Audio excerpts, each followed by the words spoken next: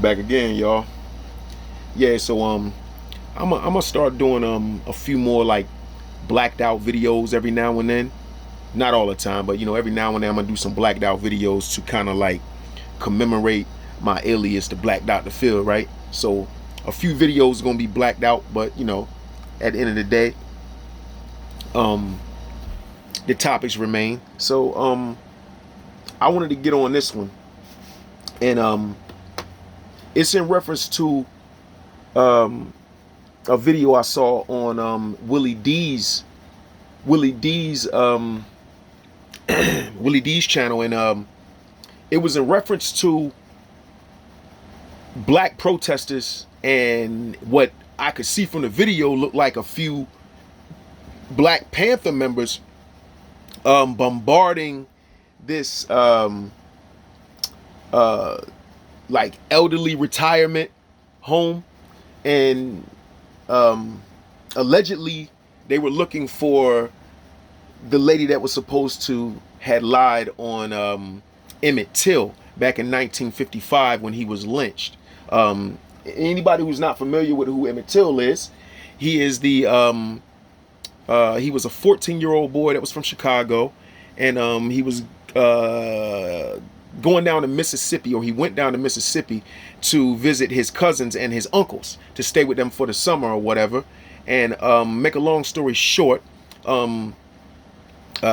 all know this was real racial times back then, especially down south. So it was different up north than it was down south. Even though it was still racism, blacks were more free up north than they were down south. So certain things that you could get away with up north back then, you couldn't get away with down south being a black person. And apparently Emmitt, he wasn't aware of that, and he was so young. So he was in the store with his little cousins or whatever, and allegedly he whistled or said bye baby to a white lady, who allegedly was this woman Carolyn Bryant, who was working at the store that day, who had owned the store, or was her and her husband owned the store. And I can't think of his name right now, but of course his last name was Bryan as well. And he had I think a brother or whatever, and she told her brother and her husband or whatever what Emmitt had said, if he even had said that, because later on she said that he never said any of this. And this is where we're going with this, because her lies are what led up to this this boy getting lynched, at the end of the day. And so that's basically what happened. And they beat him so bad, man. The pictures are horrific. I don't want to get into it right now. Just look it up. If you're not familiar with it, look up Emmitt Till, boy lynched in 1955, and it'll everything you need to know, or what they want you to know, as far as the surface part of it, will be there. You know what I mean? Just if you got a weak stomach, I would suggest you bypass the pictures or whatever, because it's very gruesome. You know what I mean? And it's really messed up what those grown men did to that young boy. So now 66, 67 some odd years later, I believe, since this took place, this lady's still alive. Her sons and stuff, everybody's still alive. You know what I mean? Everybody seems healthy and all this stuff. And she's at a retirement home or whatever, or an elderly home. And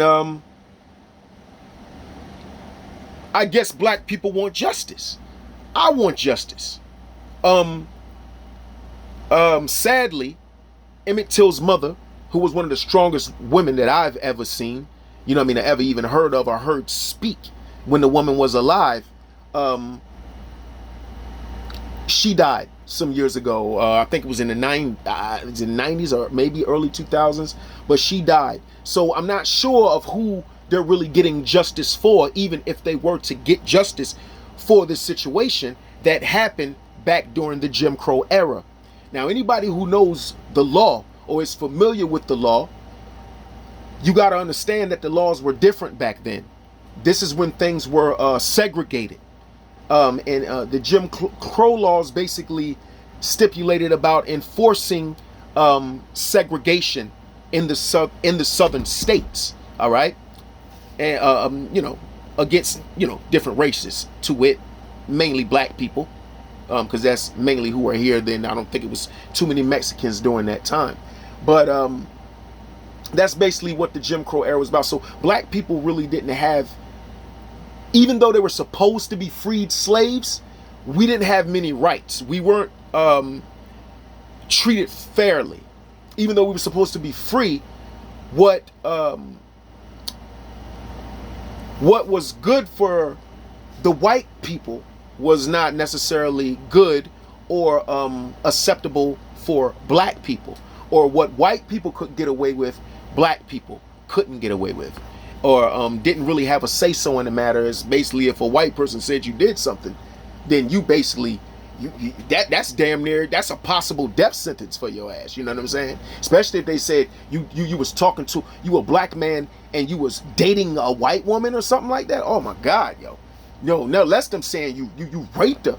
You do dead. It ain't even no ifs, ands, and buts about it, and you definitely dead, because ain't nobody gonna fight for you. Ain't none of them other niggas definitely gonna fight for you. They're gonna just sit there, and let you die.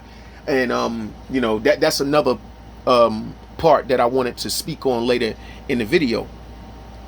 So, being as though things were different back then and the laws were different, what makes these people think that they're going to get justice for what happened to this young brother back in the day? The laws were different back then. After integration, we had different rights. We actually could have a say-so in the courtroom, whether we were treated fairly as far as time or as far as compensation. If we won the case, we were treated way fairly. We're treated way more fairly after integration than we were before, when it was still segregation. You know what I mean? So it's like back then, you could be a black man and be found not guilty of something. And if a mob was waiting outside and they wanted you and they felt that you did what you did, it didn't matter if the judge found you not guilty. They would snatch your ass up, right? A mob would snatch you, drag your ass, lynch you, okay? Shoot you up, shoot your body, set you on fire, everything, man. Chop off your genitals, laugh, take pictures of it, huh? And it's crazy. You know what I'm saying? Now you're not normally going to see something like that. They'll usually just like railroad you as far as the time. Like if a white guy caught a certain, let's say a white guy caught a rape charge. A white guy got a rape charge. Let's say the white guy would get about 18 months supervised probation. A black guy get caught, right? He gets 18 years. You know what I'm saying? With the possibility of parole after a certain amount of time. And that's how they do it now. You know what I mean? So they still screwing us, but they just screwing us in a different way. But nevertheless, the laws then were different than they are now. So can she be charged for something, for a lie that brought the death of a young black boy? Could and the laws were different back then, can she still be held accountable? Can she still, as far as the law is concerned, as far as a conviction, can she be convicted for something she did when the laws were different than they are after integration was instilled? You see what I'm saying? Like, for instance, Bill Cosby, even though we all know it's a black man, we all know how I go, man, as far as black and white in the court system. But with Bill Cosby, what he did was in the midst of about 35 years ago, or what they allegedly claim he did, was in around about 35 years ago. So like I said, at that time, you got black comedians making millions of dollars and all that type of stuff. Black people had more rights, had more freedom that you could see. And so they could go back 35 years. You know what I mean? And use that as an excuse as to why they convicted Bill Cosby. But for her, you talking about 67 years ago, when things were segregated. Listen to what I'm saying. Things were segregated. You don't think that a lawyer is going to bring that up in court? The state's attorney or whoever, they ain't going to bring that up in court, even if they took that 88-year-old woman out that elderly, elderly citizen home she's in. You know what I'm saying? You think they wouldn't bring that up? How far do you think that would even go? I don't even think she wouldn't even go to court. I don't even think she's even going to go to court. That's just my opinion. I don't think she's going to even go to court. Anybody in their right frame of mind that knows the law, I mean, come on. And she's supposed to said this like 2 years ago that she lied. What's taking them so long? What took them so long to even go at her now? And I mean, she's 88. If you can go at this 88-year-old woman, why didn't you have that same energy for Timothy Loman, the 26-year-old Cleveland police officer who shot the 12-year-old Tamir Rice, who ironically has this uncanny resemblance to Emmitt Till. Look up the pictures. Look at him. Look up Tamir Rice and look up Emmitt Till and put them side by side. Yo, where's all the Black Panther energy and all this black righteousness movement and, you know what I'm saying, black power shit when it came to this young man and it came to Timothy Loman? Why y'all didn't bombard or wasn't outside? You know why y'all wasn't, you know what I'm saying? Y'all ain't had that same energy for these people, man. Why y'all scared of the police department? You know what I'm saying? This happened during our era. Something that we can do something about.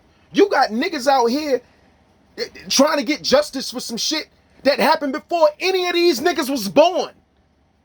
All these black people that went up here and supposed to be doing this on the strength of Emmitt Till and his legacy or whatever. Hey man, they wasn't even born. You was born when this shit happened to Tamir Rice. Huh? Come on, man, stop playing. What's the difference? I'm gonna tell you what the difference is. The difference is a lot of these people that's doing this shit and acting like they care so much about Emmitt Till and they want justice for Emmitt Till. These people rubbing hands with the enemy, man. You rubbing hands with the enemy. You doing it for likes and views and to build whatever status or to get whatever attention you trying to get. Got to be. Because anybody else that's really trying to do something for black people and it's known that they really trying to do something for black, they don't last that long. You get murdered. You get assassinated. This is why Reverend Al, whatever, man, Al Sharpton is still around. This is why Jesse Jackson is still around. See? Because they rub hands with the enemy. You know what I'm saying? They just as bad. Come on, man. Yo, people got to wake up. Anybody that's for black people, that really does for black people, you don't see them no more. Okay? They're not alive, man. They up out of here. So anytime you see black people, a black movement that's supposed to be a black militant movement involved in something that got to do with an elderly white woman, man, you know it's bullshit. You gotta know it's bullshit. Ain't nothing gonna happen to this white lady. Nothing. Nothing. At 88 years old, what they gonna do? Give her life in prison? The remainder of her life in prison? Really? You think? That's what y'all think? No energy for the white man, but got energy for an old defenseless white woman. What kind of coward shit is that? What kind of coward shit is that? The damage is done. You can't bring Emmitt back now. The damage is done. I get the whole, you know what I'm saying, the movement of it all. But let's be realistic. You could do more for Tamir Rice, for Tamir Rice's family and his mother who's still alive right now. Why y'all not fighting for them? Why y'all not fighting for him? I'm not saying you shouldn't fight for Emmitt Till. I'm saying, what do you expect to happen if you know the law? You wasting your time. And a lot of them know they wasting their time. This is a damn publicity stunt. And niggas ought to be ashamed of themselves. The ones who know what's going on and they trying to fool people into trying to make it seem like they really give a damn about getting justice for Emmitt Till. Stop it, man. Stop it. You only fool you only fooling people that ain't paying attention, man. Stop it. I'm expose all the bullshit when I see it at the end of the day. Black Dr. Phil, I'm out.